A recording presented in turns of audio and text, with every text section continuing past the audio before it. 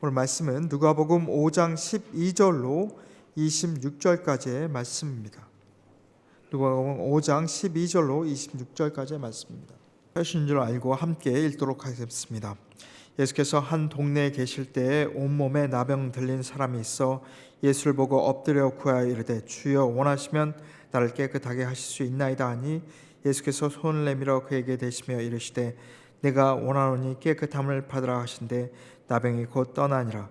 예수께서 그를 경고하시되 아무에게도 이르지 말고 가서 제사장에게 내 몸을 보이고 또 내가 깨끗하게 됨으로 인하여 모세가 명한 대로 예물을 드려 그들에게 입증하라 하셨더니 예수의 소문이 더욱 퍼짐에 수많은 무리가 말씀도 듣고 자기 병도 고침을 받고자 하여 모여오되 예수는 물러가사 한적한 곳에서 기도하시니라. 하루는 가르치실 때에 갈릴리 강마을과 유대와 예루살렘에서 온 바리새인과 율법 교사들이 앉았는데 병을 고치는 주의 능력이 예수와 함께 하더라. 한 중풍병자를 사람들이 침상에 메고 와서 예수 앞에 들여놓고자 했으나 무리 때문에 메고 들어갈 길을 얻지 못한지라. 지붕에 올라가 기아를 벗기고 병자를 침상째 무리 가운데로 예수 앞에 달아내리니 예수께서 그들의 믿음을 보시고 이르시되 이 사람아 내 죄사함을 받았느니라 하시니 서기관과 바리새인들이 생각하여 이르되 이 신성모독하는 자가 누구냐? 오직 하나님의 누가 능히 죄를 사하겠느냐? 예수께서 그 생각을 아시고 대답하여 이르시되 너희 마음에 무슨 생각을 하느냐? 내 죄사함을 받았느니라 하는 말과 일어나 걸어가라 하는 말이 어느 것이 쉽겠느냐? 그러나 인자가 땅에서 죄를 사하는 권세가 있는 줄을 너희로 알게 하려 하시고 중풍병자에게 말씀하시되 내가 내게 이르노니 일어나 내 침상을 가지고 집으로 가라 하시네. 그 사람이 그들 앞에서 곧 일어나 그 누웠던 것을 가지고 하나님께 영광을 돌리며 자기 집으로 돌아가니 모든 사람이 놀라 하나님께 영광을 돌리며 심히 두려워하여 이르되 오늘 우리가 놀라운 일을 보았다 하니라. 말씀을 전하겠습니다. 본문 중 먼저 12절에서 16절은 예수의 제1차 갈릴리 사역에 대해 보도하는 4장 14절로 6장 49절의 연속 부분입니다. 여기서는 처음 네 제자의 소명 사건을 보도하고 있는 5장 1절로 11절에 이어 한 문둥병자의 치유 사건을 보도하고 있습니다. 그럼 12절에서 13절을 다 함께 읽어보겠습니다. 예수께서 한 동네에 계실 때 온몸에 나병 들린 사람이 있어 예수를 보고 엎드려 구하여 이르되 주여 원하시면 나를 깨끗하게 하실 수 있나이다 하니 예수께서 손을 내밀어 그에게 대시며 이르시되 내가 원하노니 깨끗함을 받으라 하신대 나병이 곧 떠나니라. 우리는 먼저 문둥병자가 주님께 간구한 내용을 주목해야 합니다. 그는 아주 겸손하게 예수님 앞에 엎드려 원하시면 나를 깨끗하게 하실 수 있나이다 라고 했습니다. 무조건 자신의 병을 낫게 해달라고 때를 쓴 것이 아닙니다. 그는 겸손히 주님께 은혜 베푸시기를 소원한 것입니다. 예수님은 이와 같은 간구에 내가 원하노니 깨끗함을 받으라고 하셨고 문둥병자는 그 즉시 병이 낫는 응답을 받았습니다. 여기서 우리는 올바른 기도의 자세를 배울 수 있습니다. 우리가 기억할 것은 우리의 소원을 간구한다고 해서 무조건 다 주님의 응답을 받는 것이 아니라는 것입니다. 주님의 뜻과 내 소원이 일치해야 응답을 받을 수 있습니다. 그래서 주님은 무조건 응답해 주신다고 하지 않으시고 조건을 붙이셨습니다. 그 조건이 무엇이겠습니까? 너희가 내 안에 거하고 내 말이 너희 안에 거하면 무엇이든지 원하는 대로 구하라 그리하면 이루리라고 주님은 말씀하셨습니다. 그러므로 주님 뜻도 모르고 무조건 내 소원을 이루어 달라고 간구하는 것은 억지를 부리는 것과 마찬가지입니다. 그러므로 우리는 기도하기 전에 과연 내 기도 내용이 주님의 뜻과 일치하는지 또 주님의 나라와 그 의를 구하는 내용인지를 신중히 확인해야 합니다. 우리는 실로 본문의 문둥병자처럼 먼저 겸손히 주님 뜻을 묻는 자세를 지녀야 하겠습니다. 다음으로 13절을 다시금 보면 예수님은 문둥병자의 간구를 들어주시고 그의 병을 낫게 해주셨습니다. 여기서 우리는 예수님의 구체적이고 실제적인 사랑을 볼 수 있습니다. 주님은 문둥병자를 치유하시기 위해 손을 대셨습니다. 예수님이 손을 대시는 것은 안수하는 것을 가리키며 예수님의 권능과 은혜를 문둥병자에게 전가해 주는 것을 의미합니다. 이와 같은 예수님의 행동은 당시 바리새인들이나 제사장들의 입장에서 보면 상상할 수도 없는 일이었습니다. 왜냐하면 그들은 부정한 문둥병자에게 손을 대면 자신도 부정해져서 하나님과 교제할 수 없다고 믿었기 때문입니다.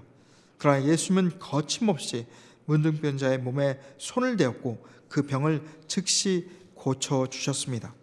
이와 같이 예수님이 문둥병자에게 손을 대신 것은 그 문둥병자에 대한 구체적인 사랑을 보여주신 것입니다. 입으로만 동정하고 낫기를 바란다고 하지 않으셨습니다. 그러므로 우리도 이와 같은 주님의 사랑을 본받아야 합니다. 사랑을 하되 구체적이고 실제적으로 해야 합니다. 야고보서 2장 15절에서 16절은 말하기를 만일 내 형제나 자매가 헐벗고 일용할 양식이 없는데 너희 중에 누구든지 그에게 이르되 평안히 가라 더웁게 하라 배부르게 하라 하며 그 몸에 쓸 것을 주지 아니하면 무슨 이익이 있으리오라고 하였습니다. 그러므로 사랑을 하려면 구체적으로 또 실제적으로 해야 하겠습니다. 구체적으로 이웃을 사랑하려면 나의 물질과 나의 시간과 나의 힘을 희생해야 합니다. 그러므로 참된 사랑은 결코 쉽지 않습니다. 그러나 우리는 주님의 크신 사랑을 본받아 조그만 일이라도 구체적으로 사랑하는 습관을 지녀야 하겠습니다. 다음으로 14절을 함께 읽어보겠습니다. 예수께서 그를 경고하시되 아무에게도 이르지 말고 가서 제사장에게 내 몸을 보이고 또 내가 깨끗하게 됨으로 인하여 모세가 명한 대로 예물을 드려 그들에게 입증하라 하셨더니, 이 14절을 보면 예수님은 치유함을 받은 문둥병자를 향하여 가서 제사장에게 내 몸을 보이고 또 내 깨끗게 됨을 인하여 모세의 명한 대로 예물을 드려 저에게 증거하라고 지시하셨습니다. 문둥병이 나은 자는 그 치유 여부를 제사장에게 확인받고 정결 규례에 따라 예물을 하나님께 드린 후에야 정상적인 사회생활이 가능했기 때문이었습니다. 그런데 예수님은 이러한 지시를 따르는 것 외에 그가 낳게 된 경위나 그와 관련된 일체의 것에 대해서는 아무에게도 이르지 말라고 명하셨습니다. 왜 예수님은 이와 같이 문둥병자에게 그의 치유와 관련하여 말을 못하도록 하셨을까요? 예수께서 능력으로 문둥병자를 고치신 사실이 알려지면 많은 사람이 예수님을 믿고 따랐을 텐데 말입니다. 그것은 예수님께서 사람들이 당신의 정체를 오해하지 않도록 하기 위함이었습니다. 예수님께서 우려하신 것은 백성들이 당신을 메시아로 믿기는 믿되 한낱 자신들의 육체적인 문제나 해결해 주는 분으로 인식하고 예수님이 원하시는 천국 진리에는 관심이 없게 되는 사태가 벌어지는 것이었습니다. 그러므로 예수님은 백성들이 당신의 정체를 올바로 알지 못하고 오해하는 것을 염려하여 문둥병자에게 자신의 치유에 대해 소문내지 말 것을 명하신 것입니다. 그러므로 사람들이 아무리 많이 그리스도를 따라도 그들이 그리스도를 영생을 주시는 구주로 알지 않고 각자 자기 유익대로 믿는다면 무슨 소용이 있겠습니까? 그러므로 주님을 믿는다는 사실 자체가 중요한 것이 아니고 주님을 어떤 분으로 믿느냐 하는 것이 중요합니다. 그래서 우리는 주님을 성경에서 가르치는 대로 믿어야 하겠습니다. 그래야 하나님께 영광을 올려드리는 참된 성도가 될 줄 믿습니다. 다음으로 15절과 16절을 보겠습니다.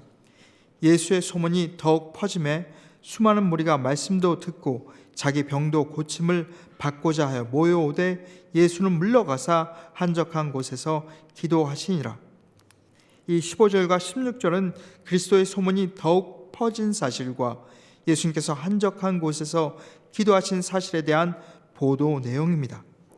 예수님은 문둥병을 고쳐준 자에게 소문을 내지 않도록 명하셨으나 예수님에 대한 소문은 계속적으로 퍼져갔습니다. 그래야 예수님의 명성이 갈릴리뿐만 아니라 온 유대와 예루살렘에도 알려지게 되었습니다. 허다한 무리가 예수님을 추종하게 되었고 예루살렘의 종교 지도자들도 예수님께 관심을 가지게 되었습니다. 이렇게 되면 흔한 사람들은 더욱 자기를 선전하고 사람들에게 인기와 존경을 받으려고 했을 것입니다. 그러나 본문은 역설적으로 예수님이 하나님 아버지께 기도하기 위해 한적한 곳으로 피해 가셨다고 증거하고 있습니다. 즉 예수님은 사람들에게 영광을 얻으실 때 그것을 누리시기보다 오히려 아버지 하나님을 더욱 친근히 하셨던 것입니다. 다시 말해서 사람들에게 높임받는 일보다 아버지 하나님께 먼저 인정받는 그의 아들이 되기를 원하셨던 것입니다. 그러므로 우리는 이런 주님의 자세를 본받아야 하겠습니다.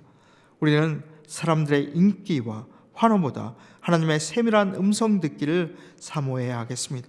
우리의 자아를 쳐서 세상 영광을 원하는 마음이 있다면 단호히 물리치고 주께로 가까이 하여야 하겠습니다.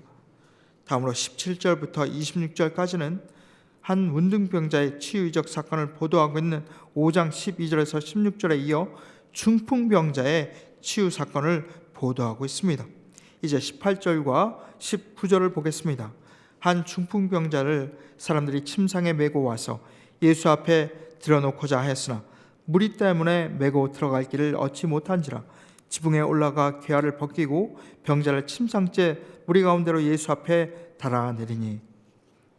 이 18절과 19절 전반절을 보면 한 중풍병자를 사람들이 침상에 메고 와서 예수께서 계신 곳으로 들어가고자 했으나 무리들 때문에 그리할 수 없었음을 증거하고 있습니다. 그 무리들 가운데는 예수님을 믿는 사람들도 있었지만 바리새인이나 교법사와 같이 믿음과는 상관없는 구경꾼들도 많았습니다. 이 무리들이 주님 계신 집의 마당과 현관문까지 가로막고 있어서 정작 믿음으로 예수님께 나아가고자 한 중풍병자가 집 안으로 들어가지 못한 것입니다. 여기서 우리가 다시금 배워야 할 교훈은 우리 성도들은 주님에 대한 구경꾼들이 되어서는 아니 된다는 것입니다. 그렇습니다. 우리는 주님의 사역을 돕는 하나님의 동력자들이 되어야지 주님을 그저 구경만 하는, 그래서 자신은 물론 다른 사람의 구원도 방해하는 자가 되어서는 아니 된다라는 것입니다. 어떻습니까? 지금의 나는 무리들 중 한 사람입니까? 아니면 주님과 함께 일하는 성도입니까? 충성된 자로서 주님의 사역에 동참하시기를 축복합니다. 다음으로 20절입니다. 예수께서 그들의 믿음을 보시고 이르시되 이 사람아 내 죄사함을 받았느니라 하시니. 이 20절은 예수님이 중풍병자에게 죄사함을 선언하시는 장면입니다. 곧 주님은 중풍병자를 향해 이 사람아 너희 죄 사함을 받았느니라고 선언하셨습니다. 그렇다면 주님은 왜 중풍병자에게 너가 나음을 얻었다고 하지 않으시고 죄 사함을 받았다고 하셨을까요? 이유는 유대인들은 질병의 원인이 죄에 있다고 생각했습니다. 현대의학 관점에서 보자면 병은 신체의 균형이 깨어지고 세균과 바이러스에 노출될 때 생긴다고 봅니다. 그러나 구약 성경에서 신명기 28장에 볼 수 있듯이 병을 때로 하나님께 불순종하는 죄의 결과로 설명합니다. 우리 인간은 본래 병 없이 영원히 살 수 있도록 하나님이 창조하셨습니다. 그러나 인간의 타락으로 죽음과 각종 병에 시달리게 되었습니다. 즉 질병과 죽음은 인간의 죄의 결과인 것입니다. 그러한 의미에서 인간이 그러한 질고에서 해방되기 위해서는 죄사함이 우선되어져야 한다는 것입니다. 그러한 이유로 예수 그리스도께서도 중풍병자의 질병을 고쳐주시되 먼저 죄사함부터 선언하신 것입니다. 예수도 알 수 있듯이 인간이 가장 시급하게 해결해야 할 문제는 바로 죄의 문제입니다. 그러므로 육체의 질병보다 영혼의 병인 불신앙과 불의, 모든 죄를 두려워하고 그 죄를 주님 앞에 회개함으로써 영혼의 구원을 얻어야 할 것입니다. 주님은 마태복음 16장 26절에서 사람에게 가장 소중한 것은 영혼의 목숨이라고 하셨습니다. 그러므로 오직 육체적 질병의 치료에만 신경을 쓸 것이 아니라 영혼의 건강을 위해 힘쓰시는 성도님들이 되시기를 소망합니다. 다음으로 22절과 23절입니다. 예수께서 그 생각을 아시고 대답하여 이르시되 너희 마음에 무슨 생각을 하느냐? 내 제사함을 받았느니라 하는 말과 일어나 걸어가라 하는 말이 어느 것이 쉽겠느냐. 이 22절과 23절은 주님께서 서기관과 바리새인들이 은밀하게 당신을 정죄하는 것을 아시고 그들을 책망하시는 내용입니다. 그래서 우리는 예수님의 전지하심을 보게 됩니다. 실로 예수님은 하나님의 아들로서 아시지 못하는 것이 없는 전지한 분이신 그리스도이십니다. 주님은 사람이 행하는 어떤 은밀한 일도 다 아십니다. 성도가 은밀하게 구제하는 일도 아시고 우리의 은밀한 기도도 다 아십니다. 그러므로 우리는 주 앞에서 진실하고 정직하게 생활해야 합니다. 이중적 태도와 인격을 취해서도 아니 되겠습니다. 그러므로 언행일치와 겉과 속이 같은 삶을 살고 주 앞에서 보기에 합당한 삶을 살도록 힘써야 할 것입니다.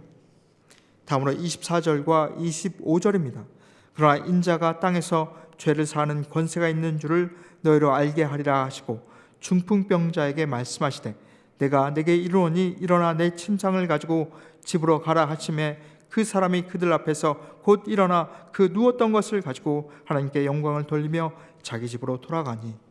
이 24절과 25절은 예수님께서 말씀으로 중풍병자를 치료하셨음을 보여주는 내용입니다.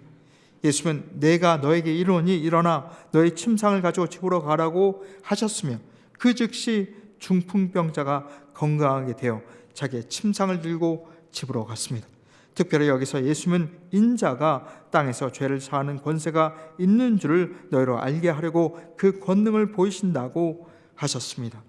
여러분, 인류 역사상 사람들에게 큰 영향을 끼친 인물들은 많으나 그리스도처럼 말씀 한마디로 사람의 죄를 사해 주시고 말씀 한마디로 죽은 자를 살리며 말씀 한마디로 병자를 치유하신 존재는 없습니다. 즉 그리스도처럼 진정 말씀으로 인간을 구원하는 권능을 지닌 역사적 인물은 없었습니다.